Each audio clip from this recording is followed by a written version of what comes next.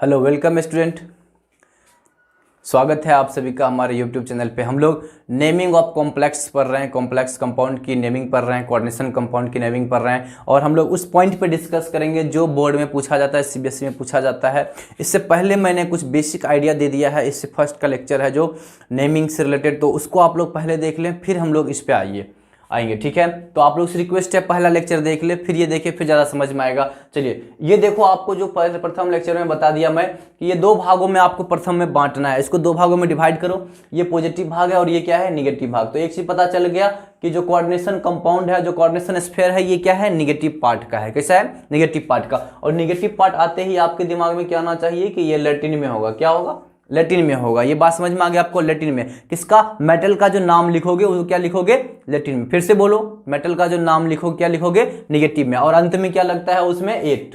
ये छोटी छोटी सी बातें आपको ध्यान में आ गया। अब फिर नाम लिखना शुरू करते हैं। नाम लिखने का तरीका होता है यहां से लेके यहां तक, मतलब एक सिरा से लेके दूसरे सिरा तक, एक सिरा से लेके दूसरे सिरा तक, ठीक है। तो ये देखो आयन दिखा आपको, ये आयन दिखा कि कोऑर्डिनेशन स्फीयर के बाहर है, तो ठीक है। इसका नाम क्या हो जाएगा, पोटेशियम। क्या हो जाएगा, पोटेशियम।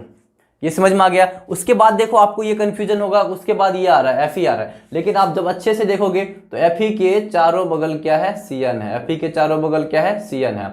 तो आपको एक चीज दिख गया क्या, आपको जो आंखों का झोल था, जो आपको टेंशन हो रहा था हकीकत में कि ये जो Fe है इसके बाद है, कि P4 के बाद है, लेकिन ये ऐसा नहीं है। उसके बाद क्या है, Cn है, और Cn के बाद क्या है, Fe है। तो एक चीज समझ में आ गया आप लोग को कि पहले किसका नाम होगा यहां से यहां तक में, Cn का। फिर Cn का नाम लिखने के बाद किसका नाम लिखेंगे हम लोग, मेटल का। तो Cn है, तो पोटेशियम लिखा। Cn कितना है, 6, तो इसका क्या हो जाएगा, हेक्सा।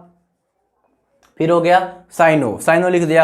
अब मेटल का नाम में लैटिन में लिखा है कि इंग्लिश में, बोलो सबको बोलो। देखो यहाँ निगेटिव पार्ट, तो कैसा होगा, इसका नाम कैसा होगा, लैटिन में। तो लैटिन में आयरन का क्या हो जाता है, फेरेट। क्या हो जाता है, फेरेट। और इसकी ऑक्सीडेशन स्टेट 2, तो 2 लिख दिया। अब आप लोग ये सोच रहे हो ऑक्सीडेशन स्टेट कैसे निकालते हैं, देखो इधर के प्रथम ये जो है फर्स्ट ग्रुप का मेंबर है के पोटेशियम, तो इसका ऑक्सीडेशन होता है +1। जितना भी फर्स्ट ग्रुप का मेंबर होगा ध्यान रखो उसका कितना होता है, +1। और सेकेंड ग्रुप का हुआ तो क्या होता है, +2। तो यहां से देखो ये K4 है, तो इसका मान हो जाएगा 4 प्लस Fe का आप मान लो x, और Cn का -6 = 0। तो x = क्या हो गया, +2। +2 में आ गया। तो उसके बाद आपको क्या ध्यान रखना है, जो +2 है इसको हमेशा आप किस में लिखोगे, रोमन में लिखोगे। यहाँ पे जो भी आयरन का ऑक्सीडेशन स्टेट होगा उसको किस में लिखोगे, रोमन में। किस में लिखोगे, रोमन में। तो यहां लिख दिया, ये खत्म। चलो नेक्स्ट प्रश्न करते हैं हम लोग। सेकेंड प्रश्न पे आते हैं। देखो ये पॉजिटिव भाग आगे वाला और पीछे वाला निगेटिव भाग, तो ये भी पोटेशियम है। तो पहले मैं इसमें लिख देता हूं सबसे अच्छा पोटेशियम। आपको पता है कि मैं कभी भी डाई पोटेशियम नहीं लिखूंगा भाई, जो पागल वाला काम मत करना। हमेशा मैं बोल रहा हूं ध्यान से काम करना, बिल्कुल सोच समझ के काम करना कि ये आयन है तो आयन में तो संख्या देना ही नहीं होता है। जिस दिन आप भूल जाओ एल्युमिनियम क्लोराइड को याद रखो, मैं हमेशा बोलता हूं जिस दिन आप भूल जाओ बेसिक चीजों को याद रखो। एल्युमिनियम क्लोराइड में क्या आपने एल्युमिनियम ट्राइक्लोराइड बोला, नहीं। मैग्नीशियम क्लोराइड में क्या आपने मैग्नीशियम डाइक्लोराइड बोला, नहीं। सिर्फ क्या बोलते हो, मैग्नीशियम क्लोराइड। तो यहां भी देखो आपको कोई जरूरत नहीं है डाई पोटेशियम बोले, पोटेशियम बोलो काम खत्म।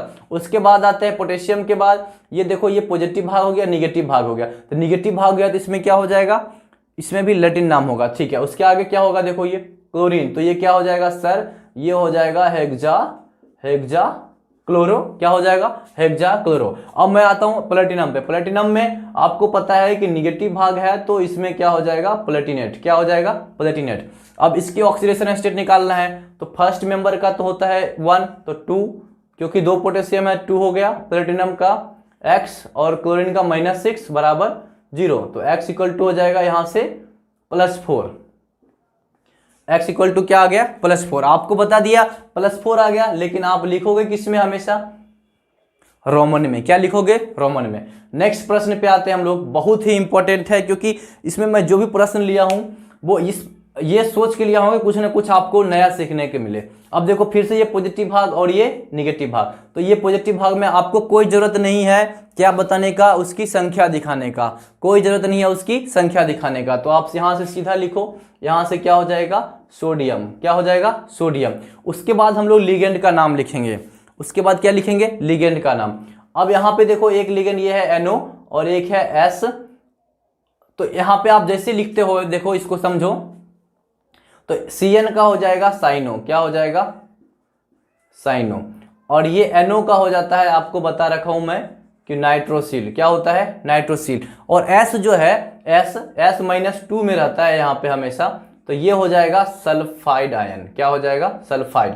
और अगर सल्फाइड अगर वो आयन के रूप में है तब तो होगा सल्फाइड, और अगर लिगेंड के रूप में है तो आपको पता है कि उसमें क्या लगाते हैं O, तो ये हो जाएगा सल्फाइडो। तो यहां से आपको पता चल रहा है, तो ये हो गया सोडियम।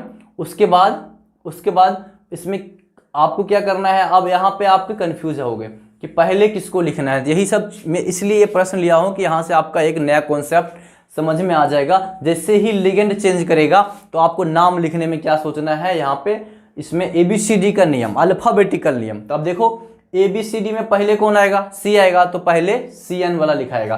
तो यहाँ पे क्या आ जाएगा सोडियम, फिर क्या आ जाएगा सोडियम पेंटासाइनो। अब देखो C के बाद N आएगा, क्या आएगा C के बाद N आएगा, उसके बाद S आएगा। भाई देख लो JKLMN फिर PQRS, तो N आएगा, तो साइनो लिख दिया। उसके बाद लिख देंगे यहाँ पे नाइट्रोसिल, क्या लिख देंगे नाइट्रोसिल। अब ये सल्फाइड आयन होता तो सल्फाइड होता, लेकिन ये लिगेंड है तो यहाँ पे सल्फाइडो होगा, यहाँ पे क्या होगा सल्फाइडो होगा। अब उसके बाद हमें ये पता है, ये आगे वाला पॉजिटिव भाग, ये निगेटिव भाग। तो निगेटिव भाग जैसे है तो इसमें क्या होगा, निगेटिव भाग जैसे है तो इसमें लैटिन नाम यूज होगा, और लैटिन नाम हो गया होगा, और वहां पे Fe है तो ये हो जाएगा फेरेट हो जाएगा। अब इसका ऑक्सीडेशन स्टेट निकालना, ये भी बहुत टिपिकल प्रोसेस है देखो इसके लिए, क्योंकि आपको सल्फ हमेशा S में गलती करोगे। तो Na का होगा 4 Na है तो इसका हो गया +4, प्लस में Fe का आप X मान लो, और Cn का -1 होता है तो यहाँ पे क्या हो जाएगा -5, क्या हो जाएगा -5, और NO का 0 और सल्फर का -2 = 0। तो यहाँ से कितना निकल जाएगा देखो 4 - 7 + X = 0, तो X = क्या आ जाएगा 3।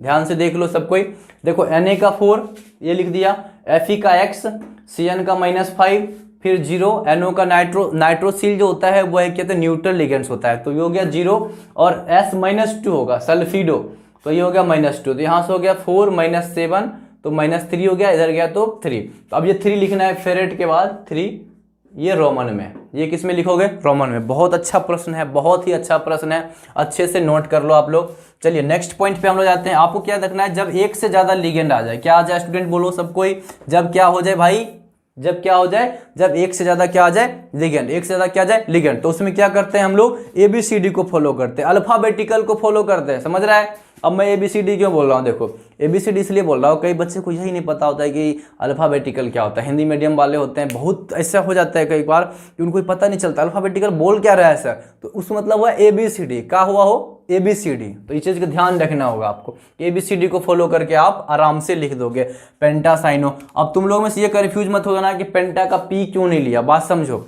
नाम होकर जो है, पहले नाम देखो, नाम क्या है साइनो, तो साइनो का C लेना है। संख्या क्या करना है भाई, नाम के आगे जो पहला लेटर है उससे हम लोग अल्फाबेटिकल काउंट करते हैं। तो एक नाम है साइनो तो C लेते हैं, यहाँ पे C लिया। एक नाम है नाइट्रो तो N लिया, एक नाम है सल्फाइडो तो S लिया। आपको कोई मतलब नहीं है उसका संख्या कितना है, संख्या कुछ भी हो उससे क्या मतलब है, उसका नाम जो है उसी के अनुसार हम लोग ये अल्फाबेटिकल डिसाइड करते हैं। चलो इस प्रश्न को करते हैं, यह बहुत ही इंपॉर्टेंट प्रश्न बन जाता है। ये देखो, अब ये देखो, ये पहला पॉजिटिव भाग और दूसरा निगेटिव भाग, पहला क्या है पॉजिटिव भाग और दूसरा निगेटिव भाग। तो यहाँ पे भी आपको डायरेक्ट लिखना है क्या सोडियम, क्या लिखना है सोडियम। उसके बाद ये जो निगेटिव भाग है यहाँ पे, ये देखो ये निगेटिव भाग हुआ सर, तो इसका मतलब क्या, इसमें लेटिन आएगा, बोलो जल्दी सबको, अब तो आ गया होगा, यह क्या आएगा लेटिन, और लेटिन में नाम के अंत में क्या लगाते हैं 8, तो ये सोडियम, ये क्या है सोडियम, तो सोडियम लिख दिया सर। उसके बाद EDTA इथाइलिन डायमीन टेट्राएसिटेट, बहुत ही शानदार लिगेंड होता है किसी भी, मतलब आपको जब स्टेबल कॉम्प्लेक्स बनाना होता है तो वहाँ पे हम लोग EDTA यूज करते हैं। तो EDTA इथाइलिन डायमीन टेट्राएसिटेट, एक बार ध्यान दो। अगर मैं आप लोग में से जिसको अगर कोई डाउट हो तो कमेंट कर देना, तो मैं अलग से एक लेक्चर बनाऊंगा जिसमें इस प्रकार के जितना लिगेंड है 10-5 लिगेंड है, जैसे ग्लाइसिनेटो होता है, एसिटाइल एसिटोनेटे होता है, फिर EDTA होता है, ऑक्जिलेटो होता है, तो इस प्रकार का जो होगा एक डीएमजी होता है। ये सब का मैं फिर से अलग से एक लेक्चर बना दूंगा, लेकिन अभी मैं आपको सिखाना चाहता हूँ, इसका नाम जो सिखाना चाहता हूँ वो सीखें आप लोग। अगर रिक्वायरमेंट होगी तो अलग से एक लिगेंड का, जो इस प्रकार के लिगेंड होते हैं जो आपको परेशान कर सकता है, तो वो बना दूंगा। लेकिन बोर्ड में इतना ज़्यादा परेशान नहीं करता है, बहुत ही सिंपल सिंपल प्रश्न आता है, आपको बस कॉन्सेप्ट आना चाहिए। ये सब फॉर्मेट है नाम लिखने का। देखो तो इसका नाम क्या होगा, इथाइलिन डायमीन टेट्राएसीटेट। इसका नाम क्या है, इथाइलिन डायमीन टेट्राएसीटेट, ईडीटी है। अब देखो आपको पता है कि जैसे ही इसका नाम ये अंतिम में टेट्राएसीटेट है तो क्या होगा, ओ लगाओगे। क्या करोगे, ओ लगाओ, क्योंकि लिगेंड हो गया, लिगेंड और आयन अलग होते हैं। तो आपको ये चीज़ पता होना चाहिए, और अगर नहीं पता है तो मेरा ये लिगेंड इसी सीरीज में लिखा हुआ है कि लिगेंड और आयन क्या होते हैं, अलग होते हैं। तो यहाँ पे लिगेंड की तरह है, तो ये क्या हो जाएगा, इथाइलिन डायमीन टेट्राएसीटेटो। क्या हो जाएगा, एसीटेटो, क्योंकि ये लिगेंड की तरह कार्य कर रहा है। तो यहाँ से लिखा सोडियम, फिर इसका नाम लिखा मैं इथाइलिन डायमीन टेट्रा एसीटेटो। क्या हो गया, इथाइलिन डायमीन टेट्रा एसीटेटो। अब चूंकि ये निगेटिव भाग है तो इसमें क्या लिखोगे आप, उसके जो निकल होगा उसका लैटिन लिखोगे। लैटिन में क्या होगा, ये निकलेट हो जाएगा। अभी मैं आपको पहले बता रखा हूं, ये आप पहले का लेक्चर देख लेना, उसमें लिखा हुआ है निकलेट हो गया। क्या हो गया, निकलेट। अब इसकी ऑक्सीडेशन स्टेट निकालना है, तो यहां से देखो सोडियम का तो 2 हो गया और निकेल का X हो गया, और इथाइलिन डायमीन टेट्रा एसीटेट पे चूंकि टेट्रा एसीटेट है तो एसीटेट आयन के हर एक पार्ट पे माइनस माइनस है, तो 4 एसीटेट है तो -4, तो यहां से हो गया -4 इक्वल टू 0। तो X इक्वल टू क्या हो जाएगा, +2। X इक्वल टू क्या हो गया, +2, तो यहाँ हो गया निकेल +2 के अंदर। बहुत ही इंपॉर्टेंट प्रश्न है, एक एक प्रश्न बहुत ही इंपॉर्टेंट है, एक एक कॉन्सेप्ट को लेके आ रहा है। देखो ये आपको समझना होगा कि इस पे जो टोटल आवेश होता है इथाइलिन डायमीन टेट्रा एसीटेट पे, ये होता है -4। क्या होता है, -4, क्योंकि 4 एसीटेट है तो एसीटेट का हर एक पार्ट पे एक एक -1, तो ये हो गया इथाइलिन डायमीन टेट्रा एसीटेट का। चलिए नेक्स्ट प्रश्न पे आते हैं। देखो अब देखो इसको, देखो इसमें कोई प्लस और माइनस वाला भाग है नहीं, मतलब ये कैसा है सर, न्यूट्रल कॉम्प्लेक्स। कैसा है, न्यूट्रल। तो न्यूट्रल हो, जब आपको बता दिया था कि न्यूट्रल हो या पॉजिटिव हो, तो इसका किस में लिखते हैं हम लोग, मेटल का नाम इंग्लिश में क्या लिखते हैं, इंग्लिश नेम लिखते हैं। यह मैं आपको पहले बता रखा है। तो ठीक है, यहां शुरू करते हैं। देखो आयरन के चारों बगल से क्या है, बताओ, अच्छे सोच के बताओ। आयरन के चारों बगल से की है, कार्बोनिल है। तो ये कितना कार्बोनिल है सर, तो 5 है, तो इसका नाम हो जाएगा पेंटा कार्बोनिल। अच्छा, उसके बाद आयरन ही लिखाएगा, क्योंकि ये क्या है, न्यूट्रल है। न्यूट्रल हो या पॉजिटिव हो, उसमें क्या लिखते हैं, इंग्लिश। क्या लिखते हैं, इंग्लिश। तो इसमें भी कभी फेरेट नहीं हो सकता, क्या होगा, आयरन। तो पेंटा कार्बोनिल आयरन। और ऑक्सीडेशन स्टेट क्या है इसमें, 0, तो खत्म बात। नेक्स्ट प्रश्न पे आते हैं। या फिर आपको एक नया कॉन्सेप्ट सिखा जाएगा। देखो आगे वाला भाग क्या है, पॉजिटिव। आगे वाला भाग हमेशा किसी भी कंपाउंड में क्या होता है, पॉजिटिव। अब पीछे वाला भाग नेगेटिव। और आप देखो ये Cl3 जो है, Cl3 चूंकि ये कोऑर्डिनेशन स्फीयर क्या है, बाहर है। जैसे ही कोऑर्डिनेशन स्फीयर के बाहर है, कोऑर्डिनेशन स्फीयर के बाहर है, इसका मतलब सर आयन है, तो आयन है तो उसका क्या होगा, हमेशा आयन है तो उसका क्या होगा, नाम होगा, नंबर नहीं होगा। ठीक है, अब ये देखो En क्या होता है, En जो लिगेंड है इथाइलिन डायमीन होता है। देखो इथाइलिन डायमीन,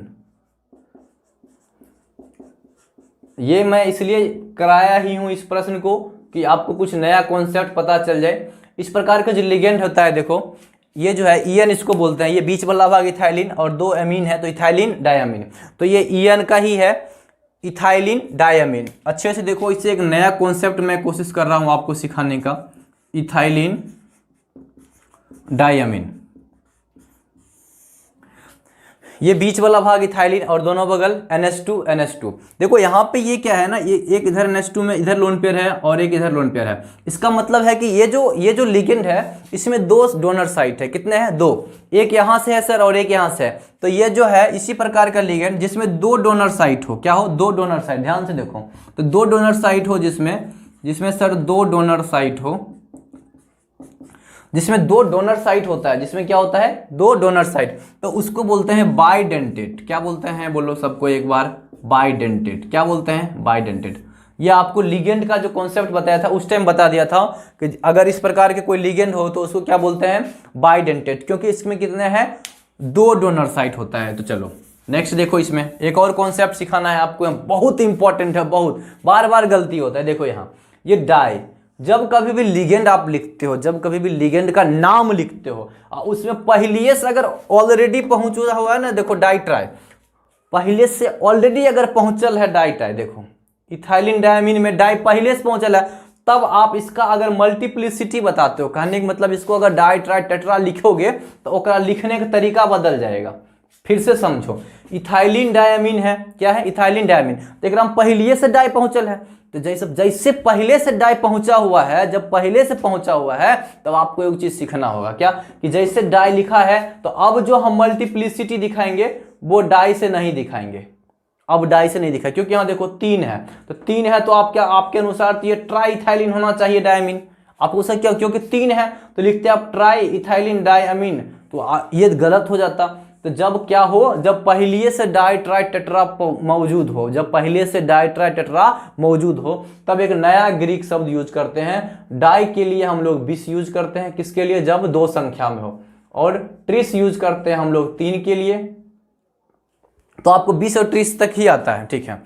फिर आगे भी हो जाता है टेट्राकिस, तो वो आपको जरूरत नहीं है, 20 और 30 इससे ज़्यादा कभी आया ही नहीं, टेट्राकिस पेंटाकिस याद करो, कोई मतलब नहीं है। तो 20, जब 2 हो जाएगा तो क्या यूज करेंगे 20, और 3 हो जाएगा तो 30, ये बहुत इंपॉर्टेंट। लेकिन कब, जब लिगेंड के नाम में पहले से क्या मौजूद हो, लिगेंड के नाम में पहले से क्या मौजूद हो, ध्यान से देखो, लिगेंड के नाम में पहले से डाई ट्राई मौजूद हो, ठीक है। इतना कॉन्सेप्ट समझ में आ गया होगा आपको कि ये बाइडेंटेट लिगेंड है और इसका नाम में पहले से डाई है, तो इसीलिए इसके नाम का अगर डाई नहीं लिखेंगे, बाई नहीं लिखेंगे, लिखने का तरीका बदल देंगे, 20 और 30 लिखेंगे। क्या लिखेंगे, 20 और 30, और 20 बोले तो सर 2 को बताएगा, और 30 बोले तो सर 3 को बताएगा।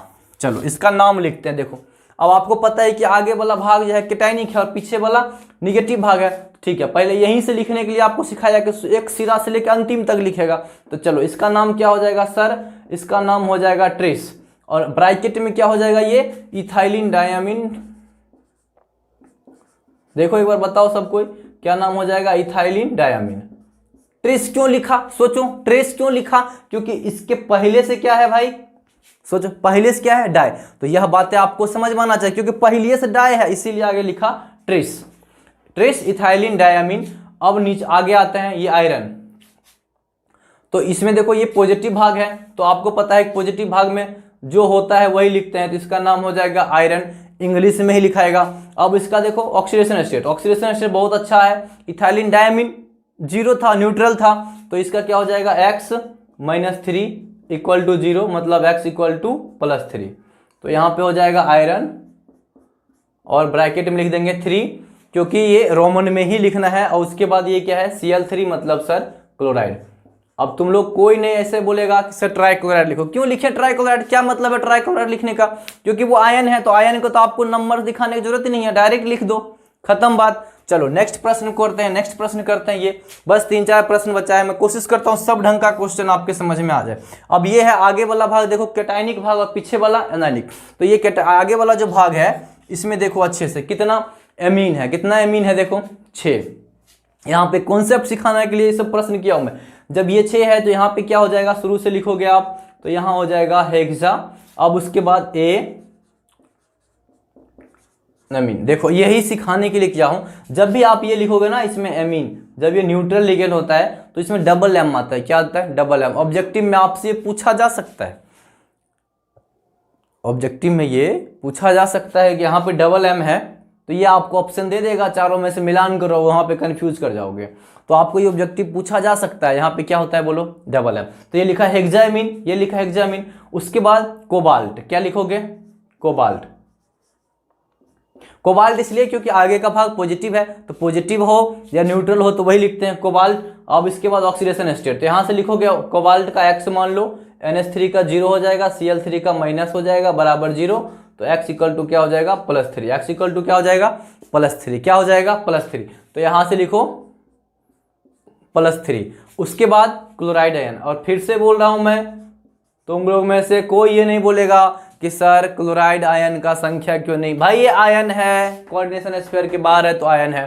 फिर इसमें देखो यह भी एक नया कॉन्सेप्ट आपको सिखाएगा। तो सबसे पहले जो दिख रहा है वो लिखो, देखो क्लोरो दिख रहा है तो मैं लिख देता हूं कितना 4, तो इसका मतलब हो गया यह सर टेट्रा क्लोरो। उसके बाद पॉजिटिव है कि निगेटिव है, इसके माथे पे देखो निगेटिव है, तो निगेटिव है तो सर इसमें लेटिन आएगा, हाँ भाई आएगा, तो क्या होगा टेट्रा क्लोरो निकलेट, क्या हो जाएगा टेट्रा क्लोरो निकलेट। अब इस पे देखो इसका ऑक्सीडेशन एसिड कितना है, तो आप निकेल का x मान लो और क्लोरीन का हो गया -4 इक्वल टू -2, तो x इक्वल टू क्या हो गया -2 + 4 बराबर +2, क्या हो गया +2, तो निकलेट और इसके ब्रैकेट में लिखो 2। अब यहाँ पे जो सीखना है वो बात को ध्यान दो, जैसे आपने लिखा सबको एक लाइन से लिखते हैं, उसके बाद देखो ये आयन है, क्या है आयन है, तो जो रहे आयन रहे तो आयन लिखना, न्यूट्रल रहे तो आपको लिखने की जरूरत नहीं है, न्यूट्रल है वो तो आयन है, तो इसके अंदर में क्या लिख दोगे आयन, अंत में आयन लिखना जरूरी है, क्योंकि यह कैसा है, यह खुद ही बता रहा है कि मैं आयनिक फॉर्म में हूं, मैं कैसा फॉर्म में हूं आयनिक फॉर्म में। फिर ये देखो ये भी आयनिक फॉर्म है, ठीक है, लेकिन यहाँ पे और उसमें एक अंतर आएगा, देखो यह निगेटिव आयनिक फॉर्म है, निगेटिव में इसलिए निकलेट लिखते हैं, 8 लगाते हैं अंतिम में। अब यहाँ पे देखो ये, अब ये पता है आपको कि ये 2 लिगेंड आ गया, तो आपको क्या फॉलो करना है ABCD का भाई ABCD। चलो ठीक है शुरू करते हैं यहाँ से पहले, तो यहाँ देखो ये इसका नाम हो जाएगा एमीन, क्या हो जाएगा एमीन, क्या हो जाएगा एमीन, और ये हो जाएगा क्लोरो। अब आप बताओ एमीन और क्लोरो में ABCD में पहले कौन था, हमको पता है A आएगा, तो चलो शुरू करते हैं इसका नाम लिखना। तो पहले आ जाएगा सर इसका नाम पेंटा, फिर हो जाएगा एमीन, एमीन सर में A लिखना है, ध्यान नहीं देना है, हमेशा गलती नहीं करना आपको, आप सीख गए आप एमीन पेंटा एमीन। उसके बाद सर क्या, उसके बाद सर क्लोरो, उसके बाद क्या क्लोरो, क्लोरो एक ही है तो कोई दिक्कत नहीं। उसके बाद इसका सर ऑक्सीडेशन स्टेट, ये क्या है प्लस वाला भाग है, देखो ये पॉजिटिव वाला भाग है, तो इसमें आपको जब पॉजिटिव वाला भाग होगा तो आपको कोई जरूरत ही नहीं है 8 लगाने का, तो नाम लिखो ना सीधा, ठीक है। तो नाम क्या हो जाएगा, इसका हो जाएगा रुथेनियम, RU को क्या बोलते हैं रुथेनियम।